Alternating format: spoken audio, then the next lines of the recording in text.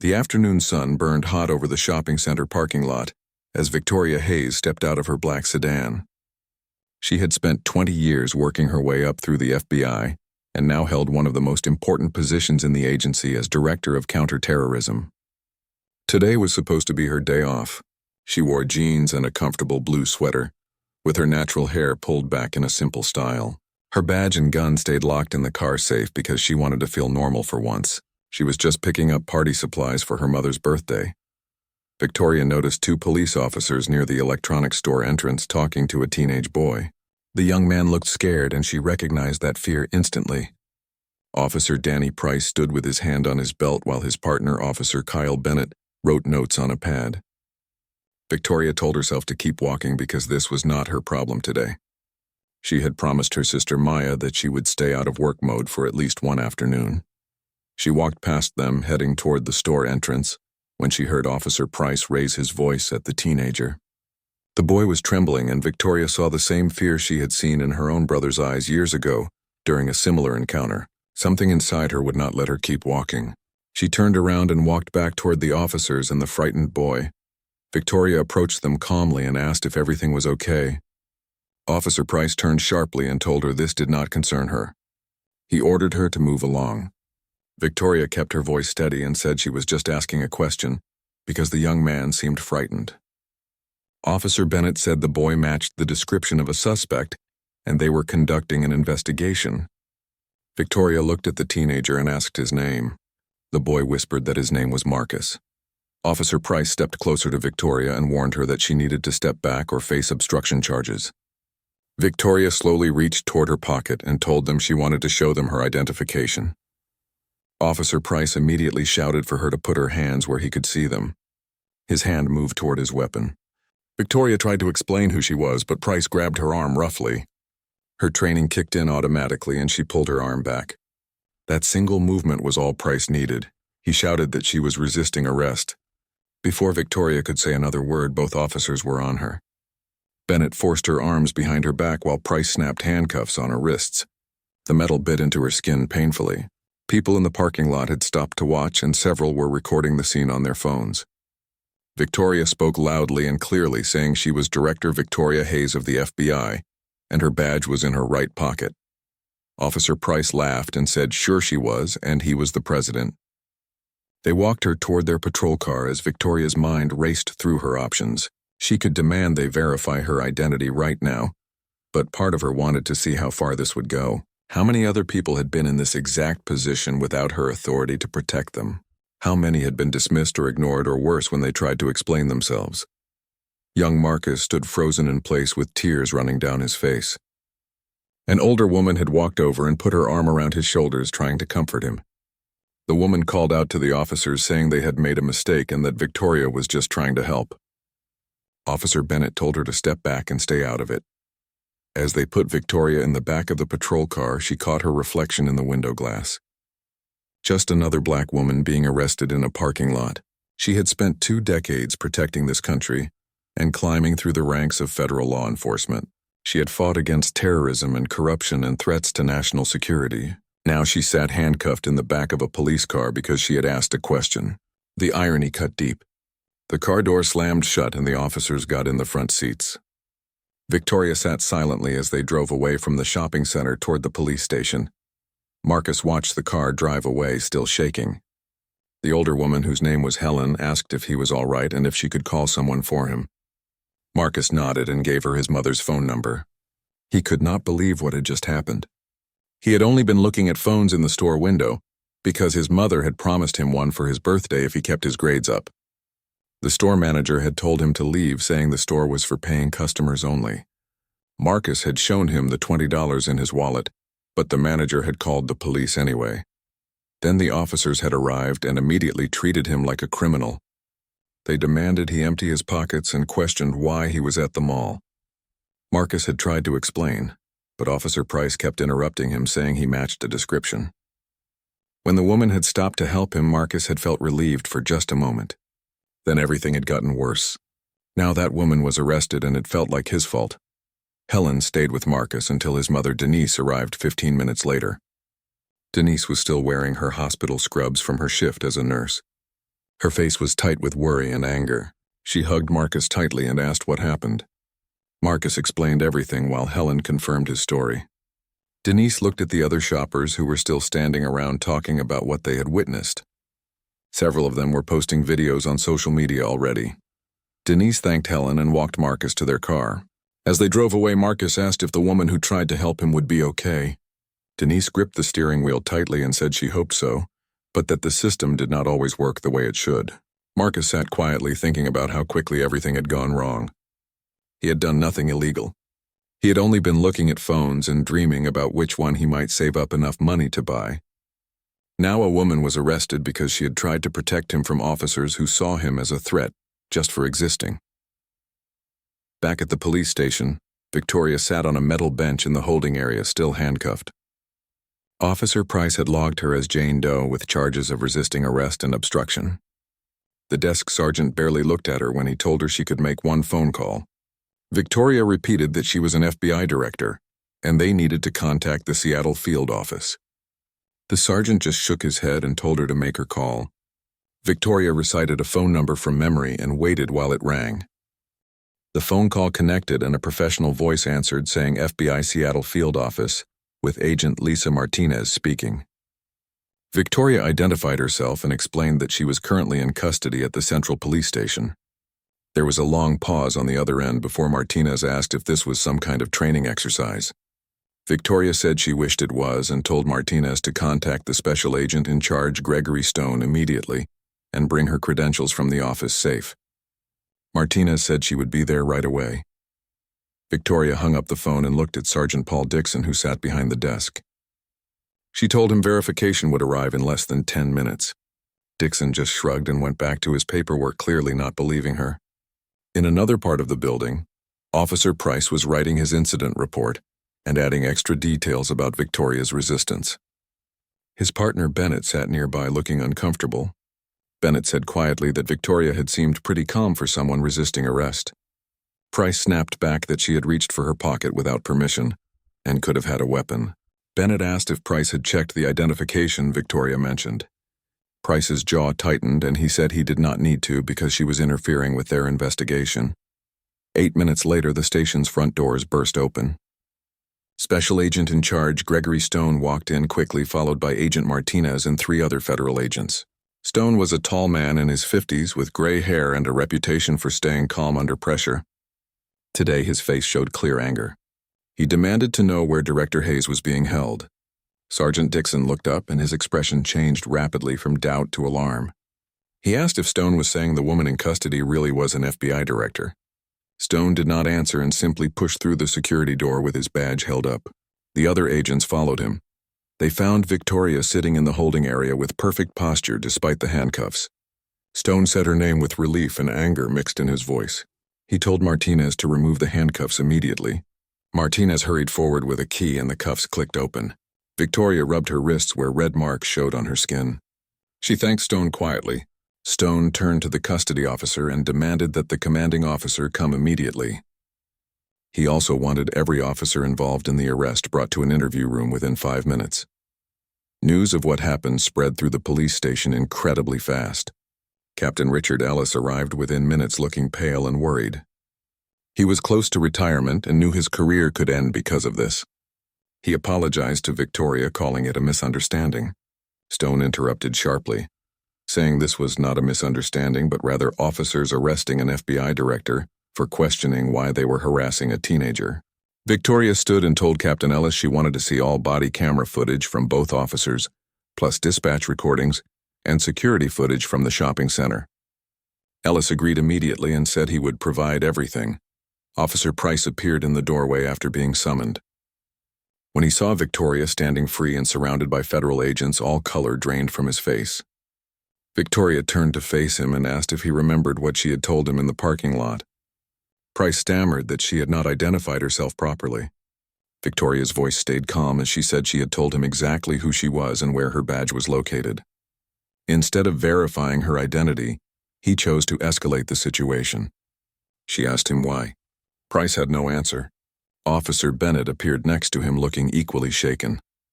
Victoria stepped closer to Price and explained why she had not struggled or shouted about her position during the arrest. She said she wanted to experience exactly what countless other people experience when they encounter officers who have already decided they are guilty. The fear and helplessness and knowledge that nothing they say will be believed. Captain Ellis cleared his throat and promised there would be a full investigation. Victoria said there would be more than an investigation.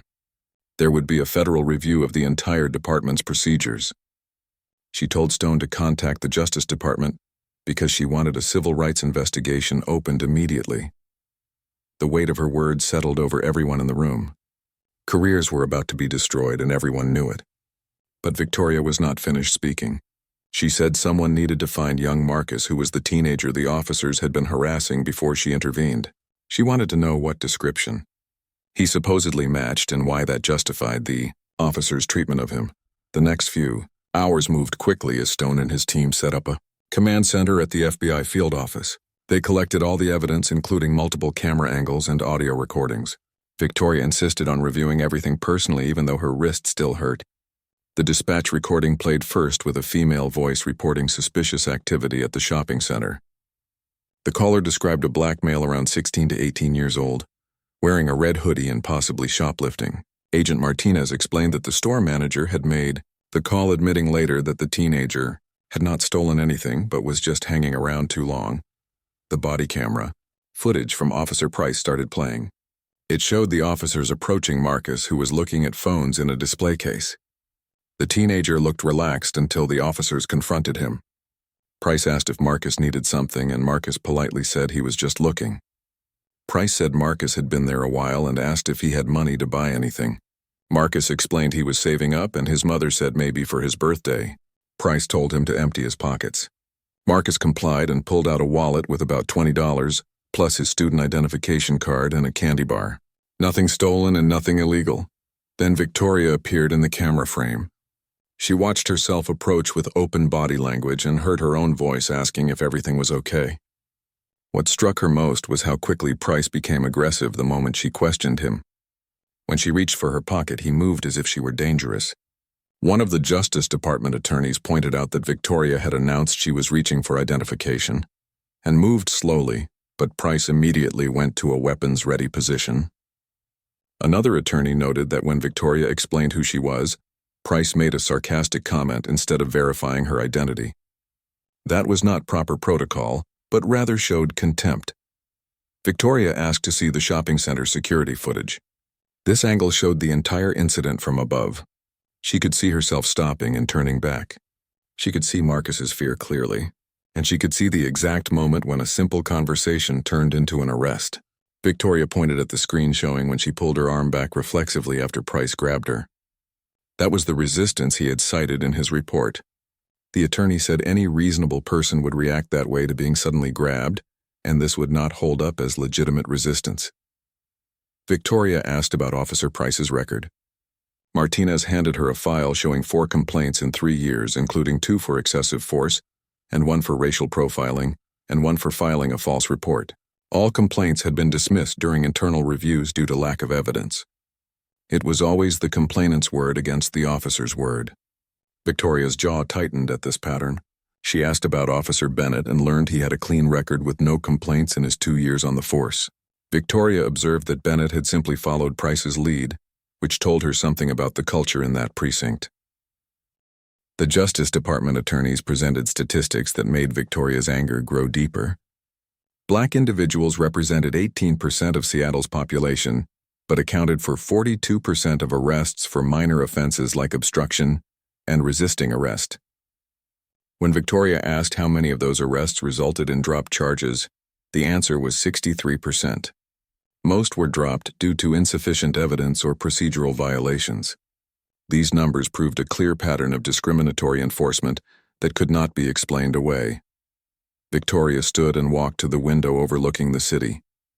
The sun was setting and casting orange light over the buildings. Somewhere out there, Marcus was probably still shaken from his encounter. Somewhere out there, other people were being stopped and questioned and arrested for simply existing while black.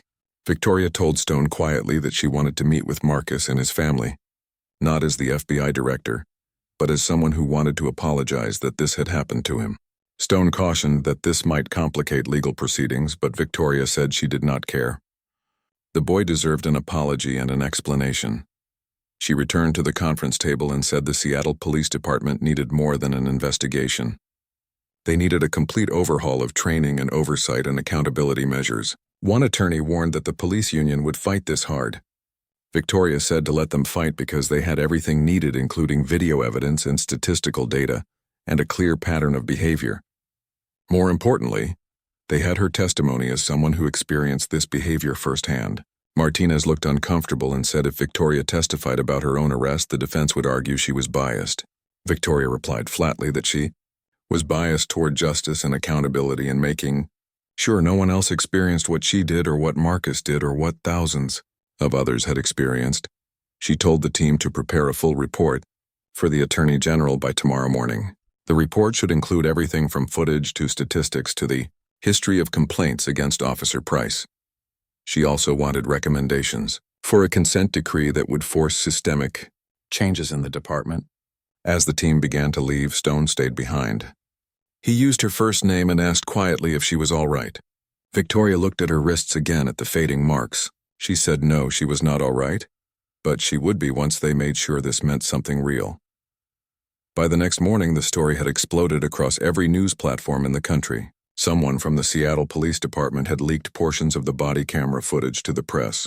The video of Victoria being handcuffed in a parking lot went viral within hours. Victoria sat in her hotel room watching coverage on multiple screens. Every major network carried the story with headlines expressing shock that an FBI director had been arrested while trying to help a teenager. News anchors interviewed civil rights attorneys who explained that if someone with Victoria's credentials could be dismissed and handcuffed, then what happened to ordinary citizens must be far worse. Victoria's phone rang constantly. She ignored most calls but answered when FBI Director Lawrence Garrett called. His voice was rough as he said he had been trying to reach her since the night before. Victoria said she knew and that she had been managing the situation. Garrett said the Justice Department was in an uproar, and the White House was getting calls and every police union in the country was circling the wagons. Victoria said good, because maybe they would finally have the conversation this country had been avoiding. Garrett paused and said he supported her, but she needed to be careful because police unions were already calling this a politically motivated attack on law enforcement. Victoria said it was not an attack but accountability, and there was a difference. Her sister Maya called next with panic in her voice. Maya said their mother had seen the news and was beside herself with worry. Victoria assured Maya she was fine. Maya said fine was not the right word because they had arrested her and put her in handcuffs. Victoria could hear tears in her sister's voice. Victoria said she knew, but she was using this situation to create change. Maya said it should not have happened at all. Victoria closed her eyes and agreed, but said it did happen and now they had to deal with it properly. Across town, Captain Ellis was facing his own crisis at police headquarters. Protesters surrounded the building, with some supporting the police and others demanding justice. Inside, Ellis sat in an emergency meeting with Police Chief Donald Perry and Mayor Angela Torres and representatives from the police union. The mayor said bluntly that this was a disaster. The FBI wanted a consent decree, and the Justice Department wanted a full civil rights investigation, and every civil liberties organization in the country was filing lawsuits. The union representative argued that the officers acted within their training and protocols. He said Victoria had interfered with an active investigation and failed to properly identify herself. Mayor Torres shot back that Victoria had told them who she was multiple times according to the footage. The union representative countered that she should have shown her badge immediately instead of reaching into her pocket. Police Chief Perry slammed his hand on the table and said enough. He said he had watched the footage a dozen times and their officers had made serious mistakes. They let their egos override their judgment and now everyone was paying for it. The union representative asked if Perry was just going to throw the officers under the bus. Perry replied that he was going to hold them accountable, which is something the department should have done after the first complaint against Price. Captain Ellis had stayed quiet, but now he spoke up. He said there was something else they needed to know. He had found and interviewed the store manager who called in the complaint about Marcus. The manager admitted the teenager had not done anything wrong. but he was uncomfortable with how long Marcus was browsing. When Ellis pressed him on why that made him uncomfortable, the manager could not give a straight answer. Chief Perry said quietly that the real reason was because the kid was black. That was what everyone was dancing around. Ellis nodded reluctantly and said the pattern was undeniable. They could not ignore it anymore. Back in her hotel room, Victoria received an unexpected call from a blocked number. She answered and heard Officer Bennett's voice. He said he needed to tell her something off the record if possible. Victoria said that depended on what he was going to tell her. Bennett paused for a long moment before speaking. His voice was strained as he said he should have stopped what happened. When Price grabbed Victoria, he should have stepped in. He knew it was wrong, but he followed Price's lead because Price was his senior officer and because Bennett was afraid of being labeled a traitor. Bennett continued explaining that there was a culture in the department where questioning another officer meant being ostracized and having your career destroyed. He had seen it happen to good cops who tried to do the right thing. Victoria asked if he was willing to testify to that. Bennett paused again and said he thought he had to. Not just for Victoria, but for Marcus and for every other person who did not have credentials to fall back on. Victoria told him to call Agent Stone at the FBI field office. She said Stone would protect him if he cooperated with the investigation. Bennett thanked her and apologized, saying he was truly sorry. After the call ended, Victoria felt a shift. If one officer could find courage to speak out, maybe others would. Follow Agent Stone sent her a text message, saying that Marcus and his mother had agreed to meet with her tomorrow, at 2 p.m. at the field office. Victoria replied thanking him and saying she would be there. She turned back to the television where the story continued dominating every news cycle. Legal experts debated the case and politicians issued statements and protesters marched in cities across the country. In the center of it all was a simple truth. A black woman had been arrested for asking questions, and it took her position as FBI director for anyone to care. Victoria intended to change that reality. Victoria arrived at the FBI field office an hour before the scheduled meeting with Marcus and his mother.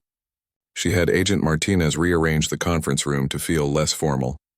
They replaced the long table with comfortable chairs arranged in a circle, because Victoria wanted this to feel like a conversation, rather than an interrogation. At exactly 2 o'clock, the door opened and Stone entered first, followed by Marcus and his mother, Denise. Marcus looked taller than Victoria remembered from the parking lot, but his shoulders were hunched and his eyes looked down. Denise held his hand tightly. She was a small woman in her late 30s wearing hospital scrubs with her natural hair pulled back neatly. Victoria stood and introduced herself, thanking them for coming. Denise's eyes were guarded as she said she knew who Victoria was from the news coverage. Victoria gestured to the chairs and offered them water or coffee, but Denise said they were fine. Marcus stayed silent. Stone and Martinez positioned themselves near the door, giving the family space while remaining present. Victoria sat across from them and leaned forward slightly. She started by apologizing to Denise and saying what happened to Marcus in that parking lot was wrong. She said her intervention had made his situation worse, even though that was never her intention. Denise said Victoria did not need to apologize because she had tried to help. The officers were the ones who should be apologizing. Victoria agreed, but said she was still sorry that Marcus had to experience that fear and humiliation. For the first time, Marcus looked up and his eyes met Victoria's. She saw something there she recognized, which was a deep loss of innocence. Victoria asked Marcus gently if he would tell her what happened before she showed up. She wanted to hear it in his own words. Marcus glanced at his mother, who nodded encouragingly. Marcus spoke quietly, saying he was just looking at phones in the display case. His mother had told him if he kept his grades up, maybe he could get one for his 16th birthday. He was saving his allowance and wanted to see which phone he liked. Victoria asked how long he was in the store. Marcus said maybe 20 minutes because there was one phone with a really good camera, and he was reading about it on the display card. Then the manager came over and asked if he needed help. Marcus said no, he was just looking. But the manager said the store was for paying customers and Marcus should leave if he was not going to buy anything. Marcus showed him the $20 he had saved, but the manager kept staring at him like he was lying. Marcus said he went outside but did not want to leave the area because his mother was going to pick him up there. That was when the police arrived. They asked what he was doing and Marcus tried to explain, but Officer Price kept interrupting him. Price said Marcus matched the description of a shoplifter. Victoria said clearly that Marcus was not shoplifting. Marcus said, "No, ma'am. He never even touched anything because he knew better." Those 3 words broke Victoria's heart. A 16-year-old boy had learned that his simple presence in a store could be seen as criminal intent. Victoria told Marcus she wanted him to know something important. He did nothing wrong at all. He had every right to be in that store looking at phones and dreaming about which one he might save up to buy. The manager was wrong, and the officers were wrong, and she was going to make sure everyone knew it. Marcus nodded, but Victoria could see he did not quite believe her. How could he when his experience taught him the system did not work for people who looked like him? Denise spoke up with emotion thick in her voice. She asked Victoria if she knew what the worst part was. Victoria told her to explain. Denise said when she got the call that her son had been involved in a police incident, her first thought was not anger, but relief that he was alive. Tears ran down her face as she said her 16-year-old baby boy had an encounter with police, and she was grateful he survived. That was what Black families had been reduced to, which was gratitude that their children came home. Victoria felt the weight of those words settle heavily in the room. She thought of her own younger brother, and the talk every Black family had about how to behave around police. Keep your hands visible and speak clearly, and do not make sudden movements, and do exactly what they say and maybe you will survive. Victoria said she could not change what happened to Marcus, but she could try to change what happened next. Not just for him, but for every young person who should be able to browse a store without being viewed as a criminal. Denise asked how because she had heard promises before. After every shooting and every injustice there were promises, but then nothing changed. Victoria understood the skepticism because she had felt it herself many times. She explained that the Justice Department was opening a civil rights investigation into the Seattle Police Department. This incident had given them the evidence and public attention needed to force real reforms, including body cameras and bias training and accountability measures, and most importantly, consequences for officers who abused their authority. Marcus asked suddenly if those officers would be fired. Victoria chose her words carefully, saying that was not her direct decision to make. But Officer Price had a history of complaints that were ignored, and that pattern would be examined thoroughly. She also said Officer Bennett had already contacted them and wanted to cooperate with the investigation. Denise asked if Bennett was the younger officer, and Victoria confirmed yes. Bennett had called her yesterday to apologize and admit he knew what was happening was wrong, but was afraid to speak up. Denise muttered that at least one of them had a conscience. They talked for another hour, and Victoria learned many things about Marcus. He was an honor student who played basketball and wanted to become an engineer. Denise worked double shifts as a nurse to provide for her 2 children. Marcus's father had died 3 years earlier from a heart attack, leaving Denise to raise their children alone. In return, Victoria shared parts of her own story, including growing up in Atlanta and watching her brother get stopped and searched at 14 for matching a description. She explained her decision to join the FBI to change the system from within, and the struggles she faced as a Black woman climbing the ranks. Marcus asked if Victoria ever thought about quitting. Victoria admitted she thought about it every day, but then realized that was what some people wanted. They wanted her to give up and accept that things would never change. So she stayed and fought and kept pushing forward. Marcus asked if it was worth it. Victoria heard the real question behind his words, which was whether fighting actually made a difference. She looked at this young man who should have been thinking about basketball games and college applications instead of police encounters and survival strategies. Victoria said honestly that she thought it could be worth it, but only if people like them refused to accept injustice as normal. Only if they kept speaking up even when it was scary, and especially when it was scary. Marcus nodded slowly, and Victoria saw something shift in his expression. Not quite hope, but perhaps the possibility of hope. As the meeting ended, Denise stood and to Victoria's surprise embraced her warmly. Denise whispered thanks for trying to help her son, and for turning this into something bigger. Victoria replied thanking Denise for raising such a fine young man. After they left, Stone approached Victoria and said that was good of her, because most people in her position would have delegated that meeting. Victoria shook her head, saying this was never just about policy but about people. Marcus deserved to know that someone in authority actually cared about what happened to him. Stone changed subjects, saying the preliminary investigation reports were ready for review. He warned that Victoria would not like what they found about Officer Price's complaint history. Victoria said to show her everything because it was time to build their case.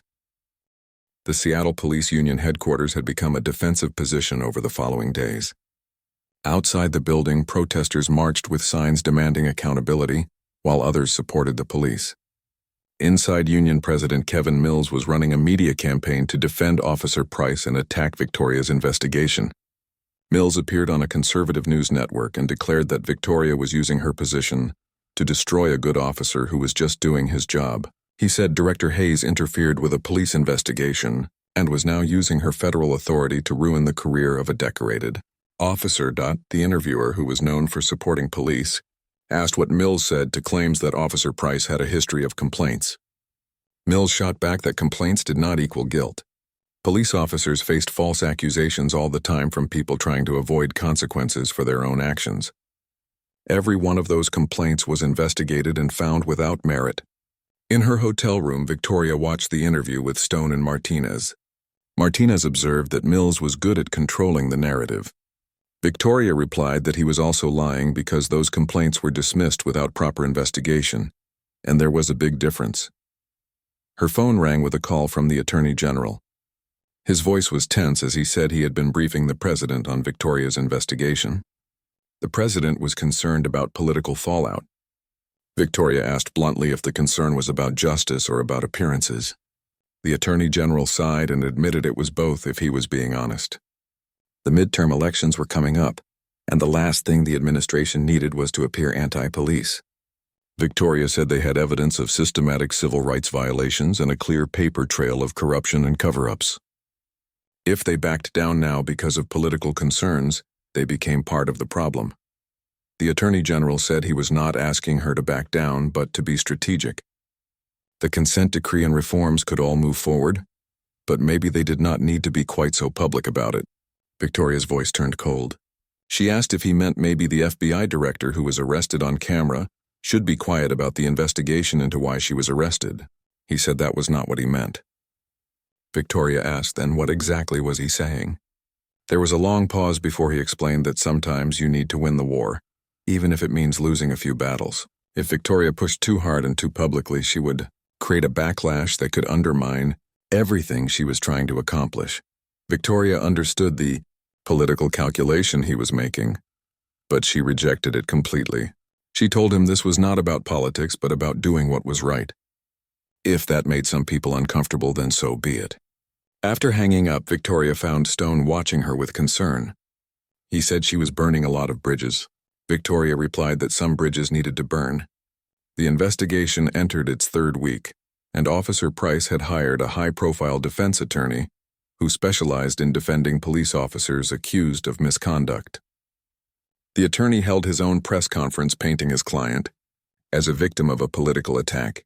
The defense attorney said Officer Price had served the Seattle community for 7 years and received commendations for bravery. He had made hundreds of legitimate arrests that kept the city safe. Now, because he had the misfortune of encountering an FBI director who was interfering with his investigation, his entire career was being destroyed. The attorney presented character witnesses, including fellow officers who praised Price and citizens who claimed Price had helped them. There was even the mayor of a small town where Price had volunteered as a youth counselor. It was a strong defense strategy, and Victoria knew it would convince many people. But then Officer Bennett gave his formal statement. Bennett sat in the FBI field office with his attorney and told the complete truth about everything. He described the culture of silence in the precinct and the pressure to back up fellow officers regardless of facts. He explained that speaking out meant career destruction. Bennett said he watched Officer Price lie in reports and saw him treat people badly and use racial slurs, and he said nothing because he was a coward. His attorney tried to stop him, but Bennett kept talking. He said there was a man in prison right now who never assaulted an officer. Bennett knew because he was there when it happened.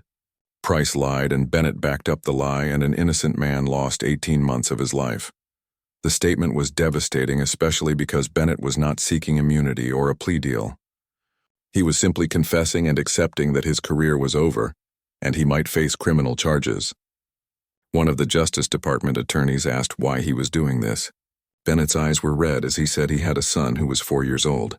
He wanted his son to grow up in a world where police officers were trusted and where they protected people instead of hurting them.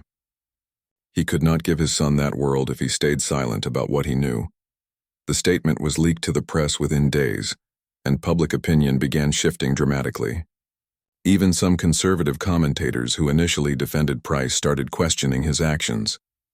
Then came the final blow when the Justice Department released its preliminary findings. The report was absolutely devastating. It documented not just Officer Price's misconduct, but a systematic pattern of civil rights violations across the entire Seattle Police Department. The report included statistical analyses and case studies and recommendations for complete reforms. Most damaging were the personal stories of victims. People whose lives were damaged by corrupt officers. A man who spent months in prison for a crime he did not commit.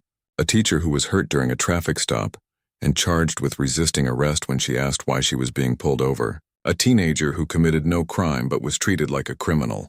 The report concluded with a clear recommendation that the Seattle Police Department should be placed under federal oversight through a consent decree that would require comprehensive reforms. Mayor Torres held an emergency press conference and her voice was heavy with emotion. She said after reviewing the Justice Department's findings, she had to acknowledge that their police department had failed the people of Seattle. It failed the Black and brown communities who were targeted unfairly. It failed the officers who wanted to serve with honor, but were let down by a system that protected bad actors. She was accepting the consent decree and committing to full cooperation with federal oversight. That evening, Police Chief Perry announced his retirement and Captain Ellis was reassigned to administrative duties pending an investigation into his oversight failures. Officer Price was arrested on federal civil rights charges. Victoria watched the news coverage from her hotel room as Martinez brought her coffee. Martinez said Victoria had done it and forced real change. Victoria shook her head, saying this was just the beginning. Implementing reforms and changing culture and holding people accountable over the long term was the real challenge. Anyone could write a consent decree, but making it work was much harder. Martinez said it was still a victory and Victoria conceded it was a step forward. But Marcus still would think twice before walking into a store. His mother, Denise, would still worry every time her son left the house. Real victory was when that changed. Victoria's phone buzzed with a text from an unknown number. She opened it and smiled. The message was from Marcus saying thank you for not giving up, and maybe things really could change. Victoria typed back that they could and would change and he should keep believing that. She looked out at the Seattle skyline as the city lights came on in the evening darkness. The fight was far from over, but for the first time in weeks, Victoria allowed herself to feel hope. Change was possible when people refused to accept injustice as normal. Change happened when those with power used it to protect those without power. Change required courage and persistence and the willingness to burn bridges that should never have been built in the first place. Victoria had spent 20 years working within the system, and sometimes the system needed to be shaken to its foundation before it could be rebuilt correctly. The evidence room had become Victoria's temporary office over the next several days. Boxes of files lined the walls, with each one representing years of complaints and internal investigations and disciplinary records from the Seattle Police Department. What Victoria and her team were finding was more disturbing than she had expected. Martinez placed another thick folder on the table, explaining, this was Officer Price's complete complaint history going back 7 years, to when he first joined the force. Victoria opened the file and found the first complaint dated just 3 months after Price completed his probationary period. The complainant was a 24-year-old man who claimed Price used excessive force during a traffic stop, including racial slurs. The internal investigation findings stated the complaint was unfounded due to insufficient evidence. Victoria flipped to the next complaint. A 19-year-old woman claimed Price searched her vehicle without cause and made inappropriate comments about her appearance. Again, the findings said unfounded, because the officer's testimony was deemed more credible than hers. The pattern continued through 17 separate complaints, involving excessive force and racial profiling and false arrest and intimidation. Every single complaint had been dismissed during internal review. In several cases, the people who complained were themselves charged with offenses like resisting arrest or obstruction. Victoria said this was systematic as her anger built with each page. Every complaint went to the same internal affairs investigator, who was Lieutenant Brandon Cooper. The same man had cleared Price every single time. Stone pulled up Cooper's record on his laptop and explained that Lieutenant Cooper had retired last year with full honors. Before retiring, he was responsible for investigating complaints against over 200 officers. His dismissal rate was an incredible 93%. Victoria repeated that number slowly. She said either Seattle had the most well-behaved police force in American history, or Cooper was running a protection system for bad cops. One of the Justice Department attorneys looked up from her own files. She said it got worse because they had analyzed Price's arrest records compared to case outcomes. 42% of his arrests never resulted in any charges being filed. Of those arrests that did go to trial, 67% were dismissed or resulted in not guilty verdicts. The other Justice Department attorney added more troubling statistics. They had analyzed Price's arrest patterns by demographics. Black individuals represented 38% of his total arrests, but only 12% of arrests that resulted in convictions. Victoria stood and walked to the whiteboard where they had been mapping connections. At the center was Officer Price.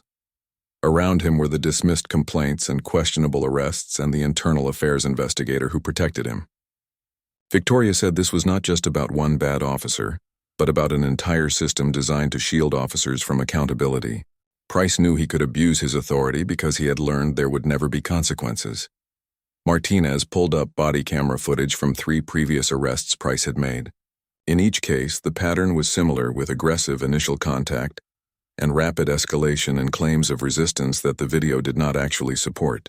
Martinez pointed out that Price had different partners in each incident, but they all backed up his version of events even when the video contradicted it. Victoria said this was the blue wall, which meant officers protecting other officers regardless of truth. Her phone rang and it was Officer Bennett calling. He said he needed to tell Victoria something else.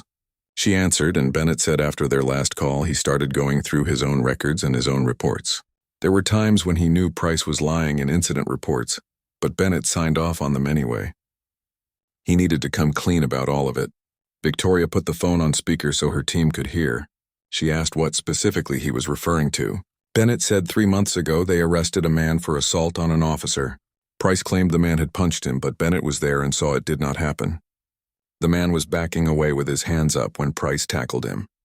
Bennett wrote in his report that he witnessed the assault because that was what Price told him to write. Victoria asked where this man was now. Bennett said he was serving 18 months at the correctional facility. His public defender barely fought the case because it was 2 officers' word against his. Victoria looked at her team and said to add this to the list. They needed to identify every questionable arrest and conviction Price was involved in. She told Martinez to contact the public defender's office because they might need to review dozens of cases. Over the next 3 days, the investigation expanded dramatically. They discovered Officer Price was not unique. 6 other officers in the same precinct had similar complaint histories and similar patterns of dismissed allegations and similar arrest records that did not hold up in court. Captain Ellis had cooperated fully by providing access to every file and record. Victoria suspected he saw trouble coming and wanted to distance himself from the corruption. Police Chief Perry had been more resistant until Victoria showed him the statistical analysis. Victoria met with Chief Perry and explained that his department had been named in 42 federal civil rights lawsuits in the past 5 years.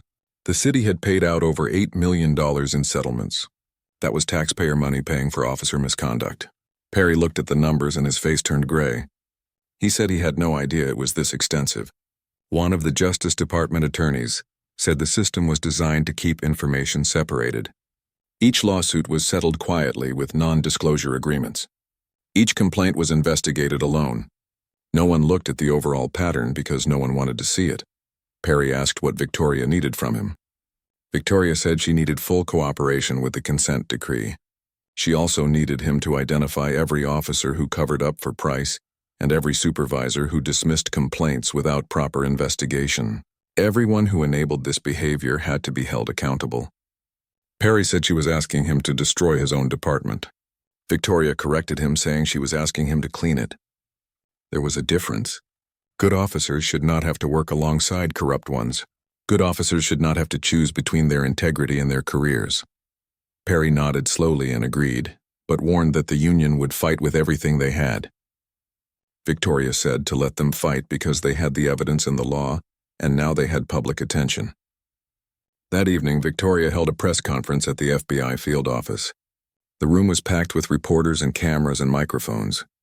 Victoria began by saying she was providing an update on the investigation into the Seattle Police Department. What began as an incident involving her own arrest had revealed systematic failures in oversight and accountability and officer training. She outlined the findings clearly: the pattern of dismissed complaints and the questionable arrests and the officers who had operated with no consequences for years. Victoria emphasized this was not about attacking all police officers. The vast majority of law enforcement professionals were dedicated public servants who did their jobs with honor and integrity. But when those who abused their authority were protected rather than held accountable, it undermined every good officer and destroyed public trust. A reporter asked if Victoria was using her personal experience to launch a politically motivated attack on police. Victoria had expected this question. She told critics to watch the body camera footage and read the complaints and examine the evidence. This investigation was not motivated by politics but by justice. If she had not been an FBI director but just another black woman arrested in a parking lot, would anyone care? The answer should be yes. Every person, regardless of their position or race, deserved to be treated with dignity and fairness by law enforcement.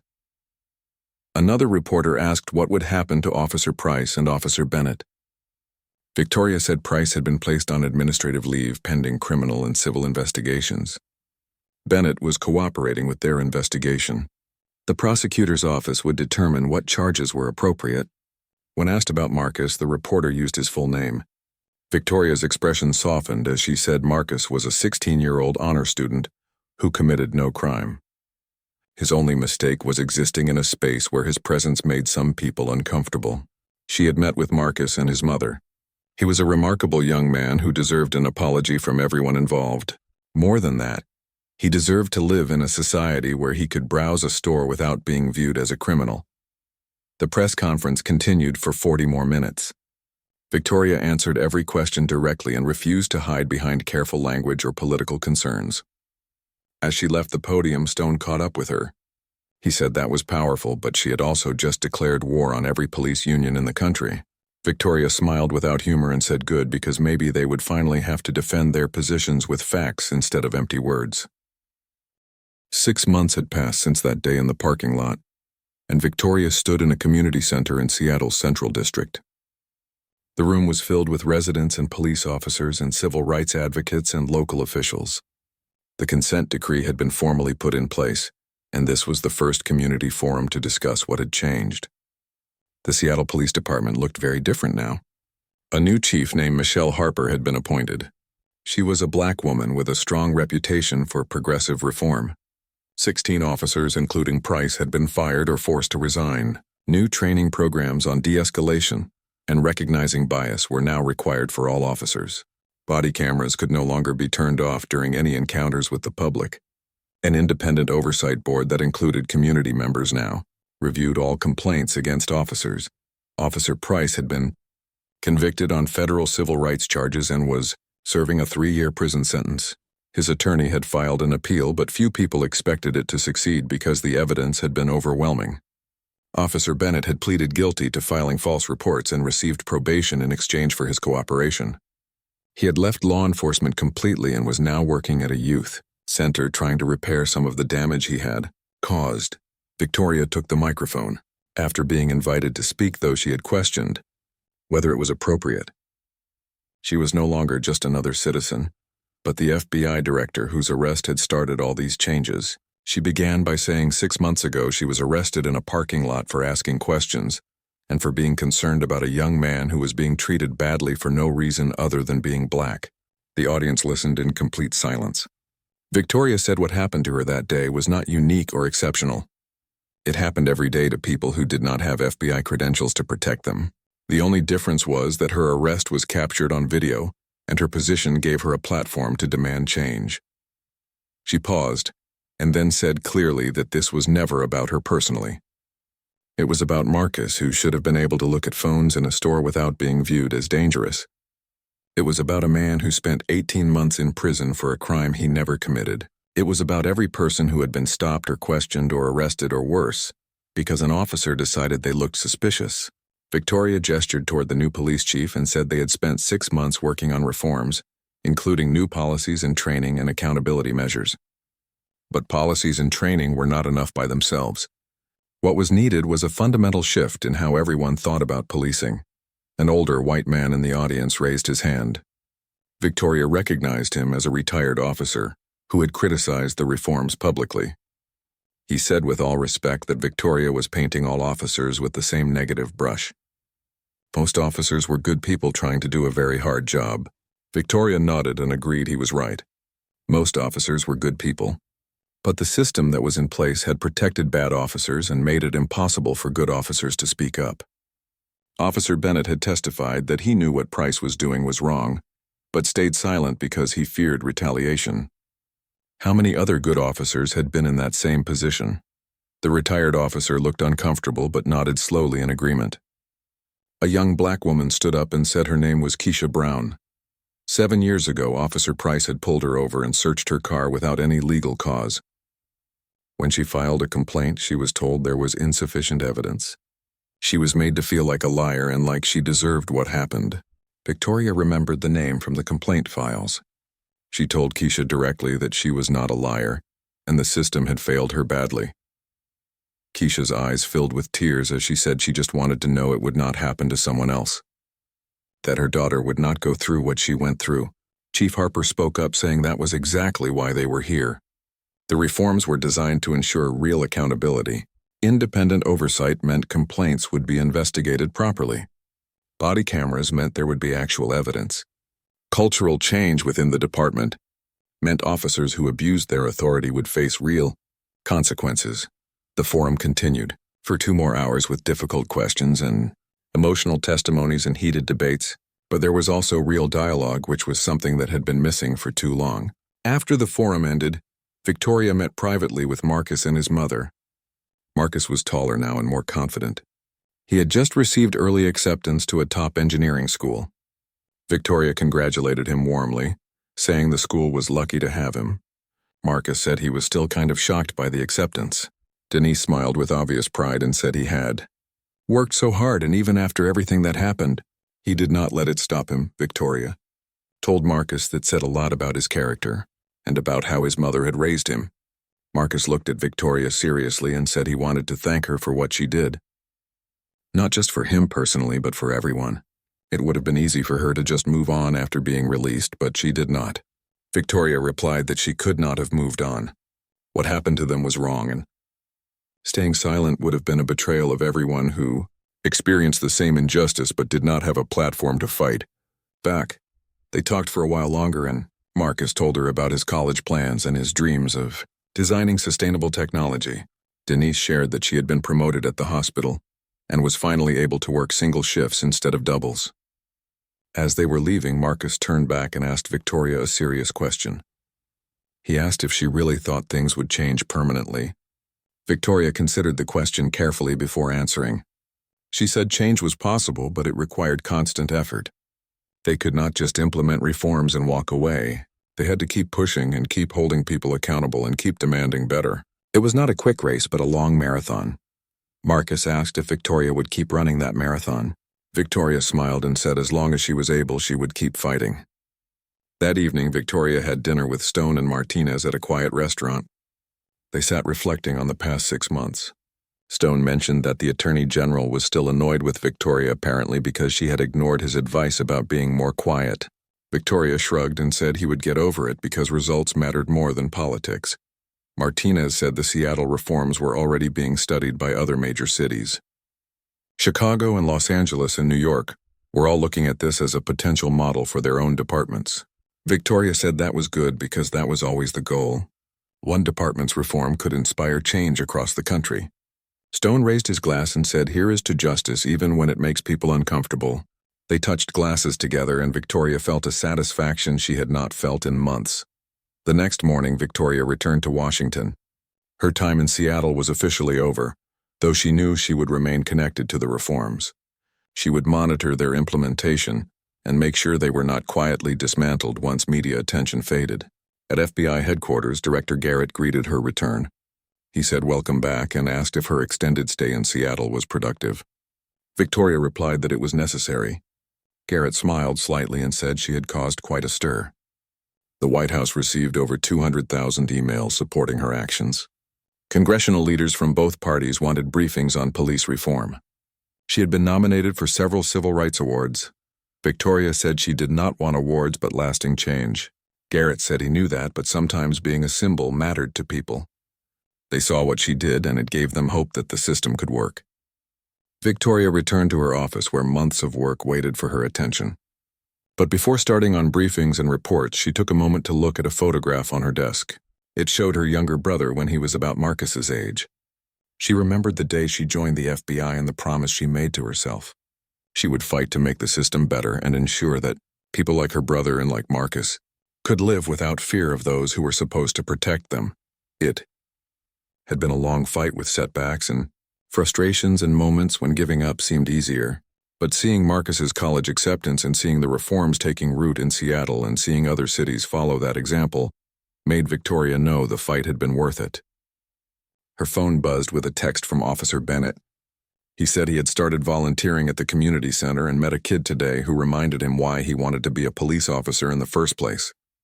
He thanked Victoria for giving him a chance to make things right. Victoria smiled because redemption was possible even for those who had failed. What mattered was the willingness to admit mistakes and do better. She pulled out a notepad and began drafting a proposal for a nationwide police reform initiative. The work was far from over, but for the first time in her career, Victoria felt like the tide was turning. Justice was slow and justice was difficult, but justice was possible. She would keep fighting for it, one case in one city and one person at a time. 1 year after the incident, Victoria returned to Seattle for a follow-up review of the consent decree implementation. The changes were holding better than anyone had expected. The Independent Oversight Board had reviewed over 300 complaints in the past year and sustained 47 of them, resulting in actual discipline for officers. This was a massive change from the previous system where nearly all complaints were dismissed. Body camera compliance was at 98%, and the footage had already prevented several potential incidents from escalating. Officers knew they were being recorded, and that changed behavior dramatically. Chief Harper had implemented a new community policing program where officers spent time in neighborhoods building relationships rather than just responding to calls. Crime rates had not increased as some critics predicted, but actually dropped by 12%. More importantly, trust between police and communities was slowly rebuilding. It was fragile trust that could be broken easily, but it existed where before there had been only fear and suspicion. Victoria met with Chief Harper in her office at police headquarters. Harper looked tired but satisfied as she explained the progress they had made. She said the hardest part was not the policy changes but shifting the culture within the department. Some veteran officers resisted the changes and a few more had resigned rather than adapt. But younger officers and those who had always wanted to serve with integrity embraced the new approach. Harper said they were building something better even though it was exhausting. Work. Victoria asked about the officers who had been fired or forced to resign, including those connected to Price. Harper said most had left law enforcement entirely. A few tried to get hired in other departments, but the consent decree required that information about their dismissals be made available to any potential employer. The blue wall that once protected bad officers was developing cracks. Harper added that Officer Bennett's testimony had inspired 3 other officers to come forward with information about misconduct they had witnessed. That kind of courage was starting to spread. Victoria visited the community center where Bennett now worked. She found him in the gym helping teenagers with basketball drills. Bennett looked different than he had a year ago. The weight of guilt still showed in his eyes, but there was also purpose. When he saw Victoria, he walked over and they spoke quietly. Bennett said working with these kids reminded him why he became a cop in the first place. He wanted to help people and make communities safer. He had lost his way and let fear control his choices. Now he was trying to do better even if he could never fully make up for his mistakes.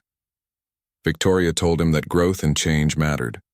He could not erase the past, but he could influence the future. Bennett nodded and said one of the kids he worked with was Marcus's younger cousin. The family had been cautious at first, but eventually accepted that Bennett was genuinely trying to change. That acceptance meant more to him than anything else. Victoria spent time talking with the teenagers at the center. They were aware of what happened a year ago, and several told her it had changed how they viewed the possibility of justice. One girl said she used to think the system would never work for people like them. Now she believed maybe it could if enough people fought for change. Victoria met with Marcus and Denise at their home for dinner. Marcus was preparing to leave for college in a few weeks, and the house was filled with boxes and packing materials. He had grown even taller and carried himself with confidence. Marcus showed Victoria his dorm assignment and course schedule, talking excitedly about the classes he would take. Denise watched her son with obvious pride and some sadness at the thought of him leaving. She told Victoria privately that Marcus had nightmares for months after the parking lot incident. She had worried the trauma would limit him. Instead, he had channeled his anger and fear into determination. He studied harder and pushed himself further. She said Victoria's fight for justice had shown Marcus that speaking up mattered. Over dinner, they talked about everything from engineering to basketball to politics.